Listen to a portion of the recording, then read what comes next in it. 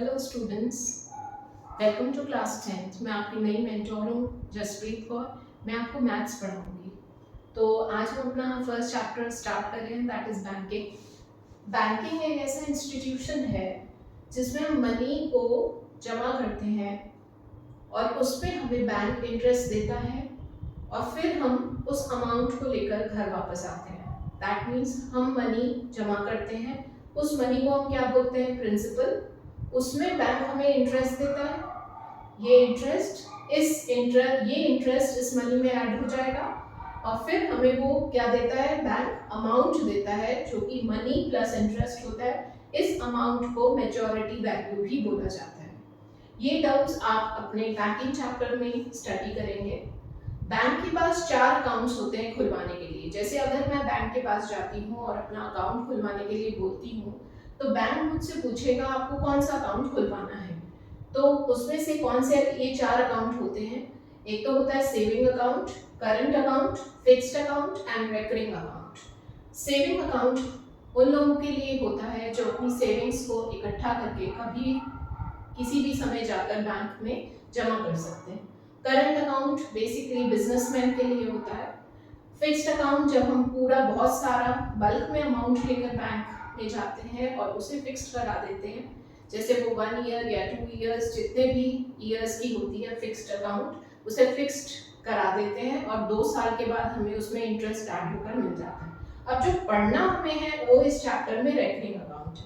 पहले हमारे सिलेबस में आईसीएसई बोर्ड में सेविंग अकाउंट भी होता था, पर अभी वो डिलीट हो गया है, तो आपको सिर्फ रेकरिंग अकाउंट ही पढ़ना है। अब रेकरिंग अकाउंट होता क्या है। रेकरिंग अकाउंट एक ऐसा अकाउंट है जिसमें आप एक फिक्स्ड अमाउंट हर मंथ सबमिट करते हैं, बैंक में जाकर जमा करते हैं उस अपने खाते के अंदर। जैसे आपने रेकरिंग अकाउंट 500 रुपए से खुलवाया तो हर महीना आप 500 रुपए जमा करेंगे। जैसे फॉर एग्जांपल आपने 500 रुपए की रेकरिंग डिपॉजिट खुलवाई 1 साल के लिए, तो 500 रुपए आपको जनवरी में देने पड़ेंगे, 500 रुपए आपको फेब में देने पड़ेंगे, 500 रुपए आपको मार्च में देने पड़ेंगे, 500 रुपए आपको अप्रैल में देने पड़ेंगे, 500 रुपए आपको मई में देने पड़ेंगे और इसी तरीके से करते करते 500 रुपए आपको नवंबर में देने पड़ेंगे और 500 रुपए आपको दिसंबर में देने पड़ेंगे। ये पूरा कंटिन्यू रहेगा। ये फिक्स्ड अमाउंट है, इसे आप चेंज नहीं कर सकते। दैट मीन्स ये प्रिंसिपल है। ये n नंबर ऑफ मंथ्स के लिए दिया जाता है। This is important. n जो होता है वो हम आगे फॉर्मूले में यूज करेंगे। जो टाइम होता है वो हमारा मंथ्स में होता है इसमें। और ये जो आपको फिक्स्ड अमाउंट है जो आपने रेकरिंग में, ये प्रिंसिपल होता है जो आपने बैंक में अपने खाते में जमा करवाया है। हर महीने 500 रुपए से खुलवाई है तो वो 500 ही रुपए आपको हर महीने जाकर जमा करने होंगे। ये रेकरिंग डिपॉजिट, ये रेकरिंग अकाउंट होता है। आप इसे चेंज नहीं कर सकते। तो लास्ट में 1 साल के लिए खुलवाई है तो 1 साल के बाद बैंक आपको उस पर इंटरेस्ट दे देगा। अब वो इंटरेस्ट कैलकुलेट करने का फॉर्मूला होता है। अब ये 500 रुपए, इसमें एक मेन चीज है जो आपको समझनी है। 500 रुपए आप जमा कर रहे हैं, पर जनवरी के जो 500 रुपए हैं वो बैंक के पास 12 महीने तक रहते हैं, 12 मंथ्स के लिए। तो बैंक इसमें, ये जो बैंक के पास 500 रुपए है वो 12 महीने तक है। 500 रुपए ये वाला जो बैंक के पास है 500 रुपीज, ये इसके पास 11 मंथ्स के लिए है। ये 500 रुपीज इसके पास 10 मंथ्स के लिए है। ये 500 रुपीज इसके पास 9 मंथ्स के लिए है और ये 500 रुपीज इसके पास 8 मंथ्स के लिए है। तो इस तरीके से ये वाला जनवरी जो है 500 मंथ्स 12 मंथ्स के बाद 500 रुपीज जो 12 मंथ्स के लिए है बैंक के पास, उसमें जनवरी के मंथ में आपको ज्यादा इंटरेस्ट मिलेगा। और जो दिसंबर में है वो एक ही महीने के लिए, 500 रुपीज दिसंबर के मंथ में है वो 1 महीने के लिए बैंक के पास, तो उसमें सिर्फ 1 ही महीने का तो इंटरेस्ट मिलेगा। तो बैंक इसको आखिर कैलकुलेट कैसे करती है, हर महीने का इंटरेस्ट तो कैलकुलेट करेगी नहीं, उसके पास भी एक फॉर्मूला है। अब इस सारे 500 रुपए को जब हम जोड़ते हैं तो उसे क्या बोलते हैं, इक्विवेलेंट प्रिंसिपल। अब इक्विवेलेंट प्रिंसिपल का फॉर्मूला क्या होता है ये आपको लर्न करना है। Equivalent principal is equal to P into n plus 1 upon 2. That means what is P over here? It is 500 and what is N over here? N अब N कितने महीने के लिए आपने जमा कराया? 12 months के लिए. It is not 1 because RD में जो N होता है it is in months. It is not in years. So अगर आपको ईयर पे टाइम दिया गया है तो आपको उसे चेंज करना होगा मंथ्स में।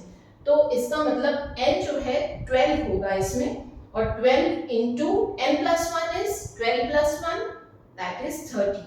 तो आपका फॉर्मूला क्या बनेगा अगर हम कैलकुलेट करेंगे तो क्या आएगा 500 into 12 plus 1 upon 2 that is 500 into 12 into 13 upon 2।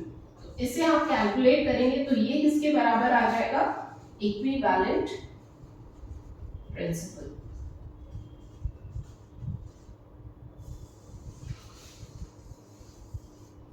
तो अब आपको फिर से एक बार रिवाइज करवा देती हूँ कि आखिर ये पूरा सिस्टम चलता कैसे है बैंक का। बैंकिंग एक इंस्टीट्यूशन है जिसमें हम अपने मनी को अपनी सेविंग्स को जाते हैं बैंक में जमा करते हैं, बैंक उसको उस मनी पर हमें इंटरेस्ट देता है और फिर उसके बाद हमें अमाउंट मिलता है, उस अमाउंट को हम मैच्योरिटी वैल्यू बोलते हैं। अब बैंक में 4 तरीके के अकाउंट हैं जिसमें से सिर्फ आरडी ही रेकरिंग डिपॉजिट अकाउंट ही आपके कोर्स में है। तो अब रेकरिंग डिपॉजिट अकाउंट होता क्या है, आपको फिक्स्ड अमाउंट जो है हर मंथ जमा करना होता है for a particular time period. जैसे आपने 1 साल की आरडी खुलवाई तो आप 12 महीने तक इसे 500 रुपीस को जमा करोगे। आपने 2 साल के लिए करवाई तो 500 रुपीस को आप 24 मंथ्स के लिए जमा करोगे। तो इक्विवेलेंट प्रिंसिपल निकाला जाता है जिसका फॉर्मूला होता है P into n plus 1 upon 2. So this is the formula for equivalent principle of in recurring deposit account. Okay, clear है बच्चों? तो अब हम आगे बस 2 फॉर्मूलेज आपको यूज करने हैं इस पर्टिकुलर चैप्टर में और आपके सारे क्वेश्चन सॉल्व हो जाएंगे।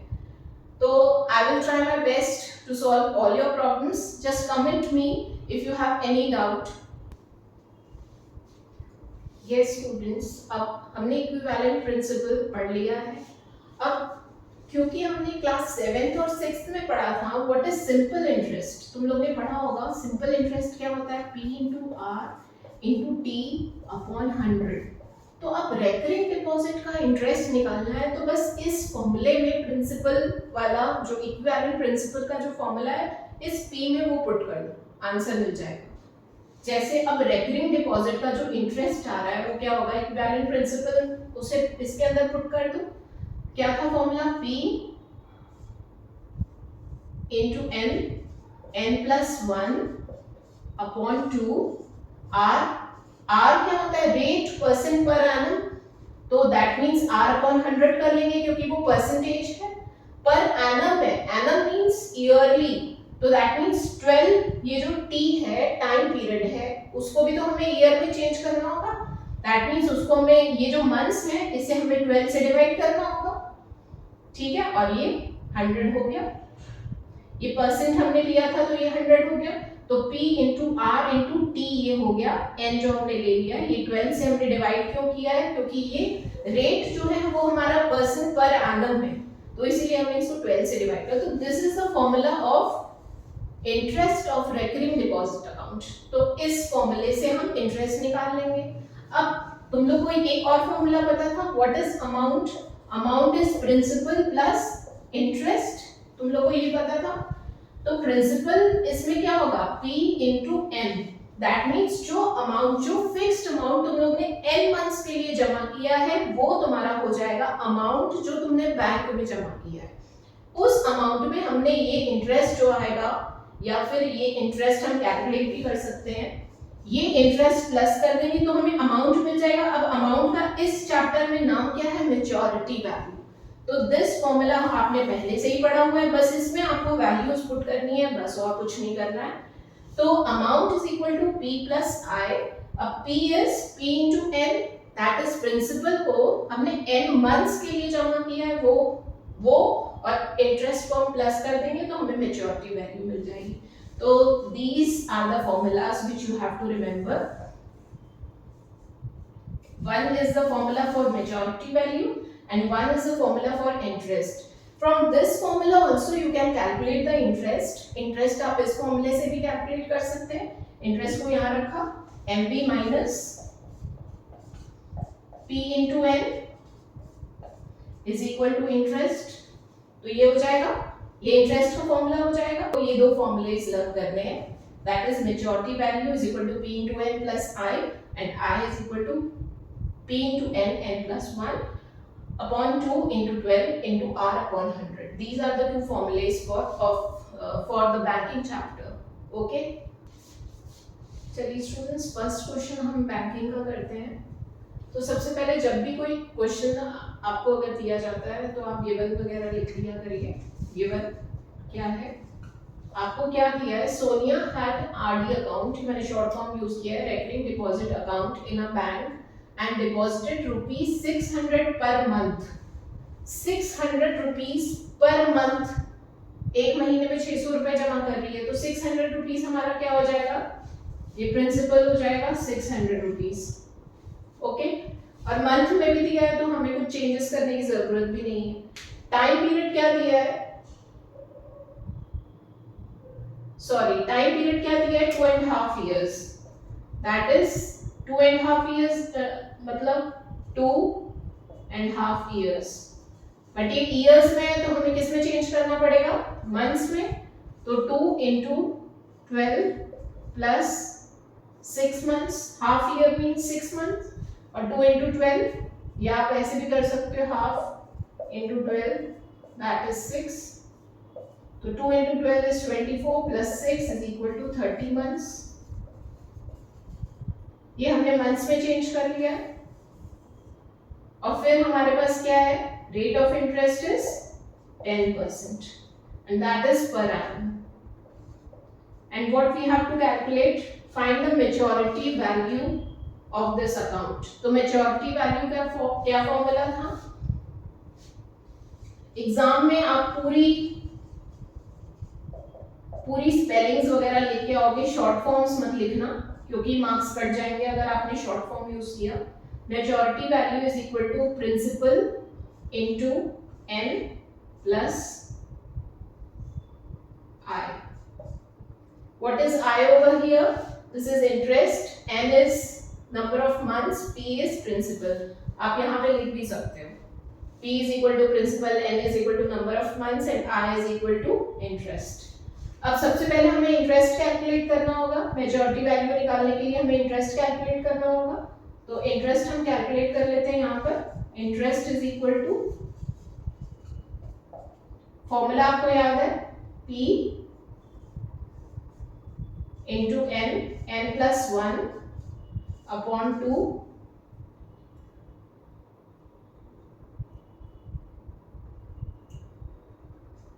into r upon 100 into 12, p into n plus 1 into r upon 100 upon 12 into 2। ठीक है, तो अब इसमें वैल्यू पुट कर लेंगे। p की वैल्यू क्या है 600, n की वैल्यू हमने कैलकुलेट कर ली 30 months। What is 30 plus 1, that is 31 upon, ये इनटू लिख लूं, 30 into 31, 2 into 12 is 24, r is 10 and upon 100। इसे कैलकुलेट कर लेते हैं, 0 0 कट गया, 6 4 are 24, 6 5 are 30 and 4 1s are 4, 4 5s are 20, 4 5s are 20 and 0। 150 into 5 is 750, 750 into 31 करना है और अपॉन 10 करना है। तो व्हाट इज 750 into 30, 0 से 0 कट गया, 15 into 5 is 75, 75 into 31 कर लेते हैं, 5 is a 5, 7 is a 7, 5 is a 15, 1, 7 is a 21, 22.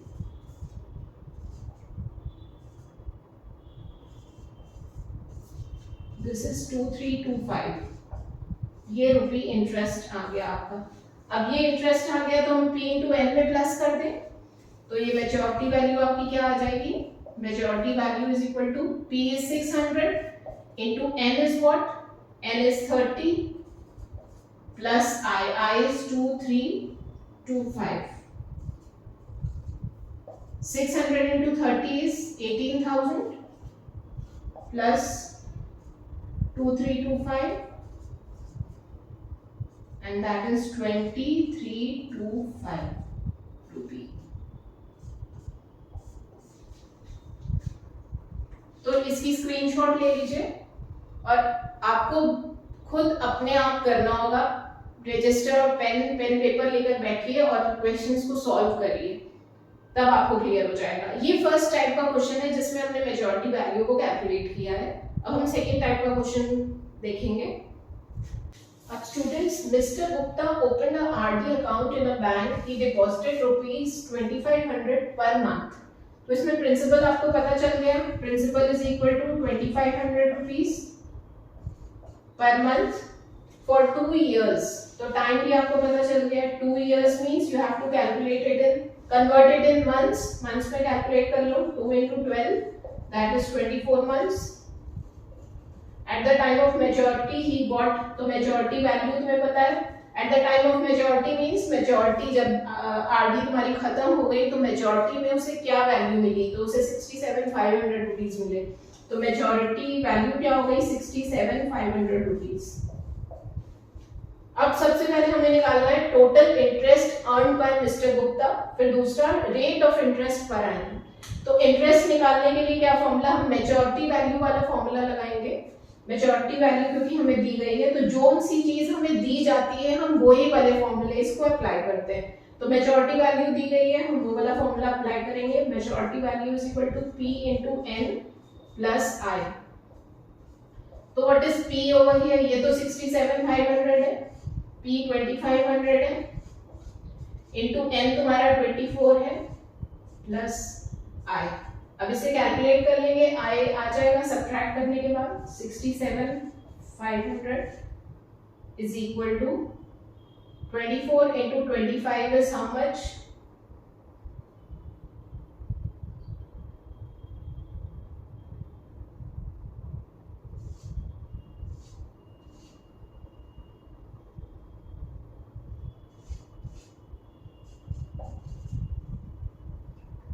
2500 into 24 is 60,000 I suppose।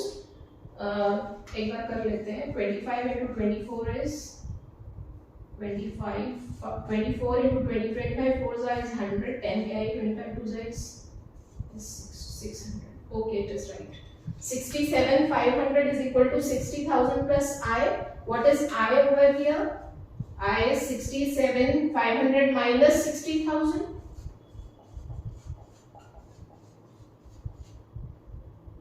That is 7,500। तो ये तुम्हारा I आ जाएगा। तो हम इसके बाद क्या निकालना हमें? Interest per annum. तो इंटरेस्ट पर एनम कैसे निकलेगा? I is equal to rate of interest per annum निकालना है, तो P into N plus 1 into R upon 100 upon 2 into 12। अब I की वैल्यू यहाँ से हम ले लेंगे 7,500 is equal to P कितना है हमारा? 2,500, N कितना है हमारा? 24 months into 25 into R upon 100 into 2 into 12। Okay, अब 7,500 इधर आ जाएगा into 100 into 2 into 12 upon 2,500 into 24 into 25 is equal to R। So 2,500 ones are 2,500 threes are, and 25 ones are 25 fours are, 3 8s are 24, 4 2s are 8, 2 और 2 cut गया, R is equal to 12% per annum.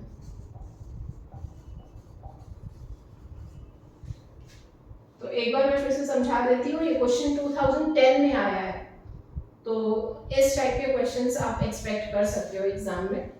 तो P is equal to 2500 rupee, T is equal to 2 years and that is converted into months. It is important, months में ही होता है। Majority value दी है, majority value का formula रख के हमने I calculate कर लिया, I की वैल्यू 7500 आ गई। फिर हमने उसके बाद I की वैल्यू पुट कर ली I के फॉर्मूले में और हमने रेट कैलकुलेट कर लिया। I इज इंटरेस्ट और हमने रेट परसेंट पर एनम हमने कैलकुलेट कर लिया 12% पर एनम। ओके, समझ में आ गया। अब हम थर्ड क्वेश्चन करते हैं।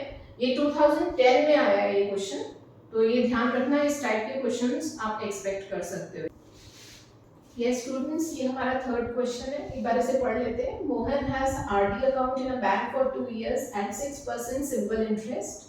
तो 2 years है, that means T is equal to 2 years is equal to 2 into 12 is equal to 24 months. What is R? R is 6% and what is I? If he gets rupee 1200 as interest, interest तुम्हें दिया हुआ है तो 1200 interest लिख लो। At the time of maturity, find monthly installment। तो P तुम्हें unknown है, monthly installment क्या होता है? P होता है, जो कि हम हर महीने जमा करते हैं, monthly installment। Amount of majority क्या होता है? जो कि मेजॉरिटी वैल्यू हमें मिलती है, वो हमें निकालनी है। तो सबसे पहले हमें इंटरेस्ट का फॉर्मूला लगाना होगा, क्योंकि आई हमें दिया है। पिछले क्वेश्चन में हमें मेजॉरिटी वैल्यू दिया था, तो हमने मेजॉरिटी वैल्यू का क्वेश्चन फॉर्मूला लगाया था। अब हम आई का फॉर्मूला लगाएंगे। I is equal to P into N plus 1 upon 2 into 12 into 100 into R. Okay, what is I? I here is 1200 into 2 into 12 into 100, ये ऊपर ले गए, is equal to P हमें पता नहीं है, N हमें पता है 24 months into 25, okay, into R, and R को उधर R is 6%, P को यहाँ छोड़ेंगे और ये चीजें इधर ट्रांसफर कर देंगे। P is equal to 1200 into 24 into 100 upon 24 into 25 into 6। Okay, 24 cut गया, 25 4 जा 6 2 जा, तो P की वैल्यू क्या आ गई? 800। 4 2 जा 8, तो 4 2 जा 8, दैट इज 800 आ गया। अब यही P की वैल्यू हम मेजॉरिटी वैल्यू भी इजीली कैलकुलेट कर लेंगे। Majority value is equal to P into N plus I। What is P into N? What is P? P is 800 into N कितना है?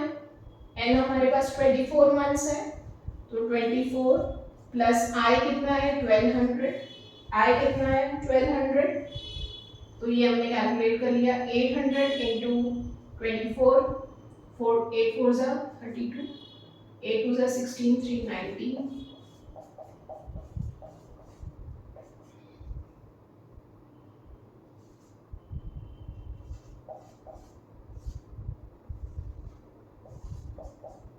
So this is your majority value, which you will get after putting the values of P, I and N. Majority value मिल गई 20,400 rupees. Okay? I hope you have understood the question. कोई भी doubts है मुझे comment section में जरूर post कीजिएगा, मैं उसे पढ़कर उसका आंसर देने की कोशिश करूंगी।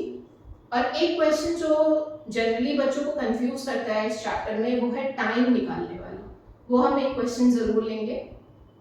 आप ये सारे क्वेश्चंस की अच्छे से प्रैक्टिस करिएगा, क्योंकि टाइम वाला क्वेश्चन जो होता है अक्सर थोड़ा लंबा हो जाता है, कैलकुलेटिव हो जाता है, तो वो हम अलग वीडियो में लेंगे। आप ये subscribe to this channel and share with your friends so that they must also know about this channel, and do write to me. I mean, if there is any doubt in the comment section, please do write to me, and subscribe to this channel once again. Okay, thank you children.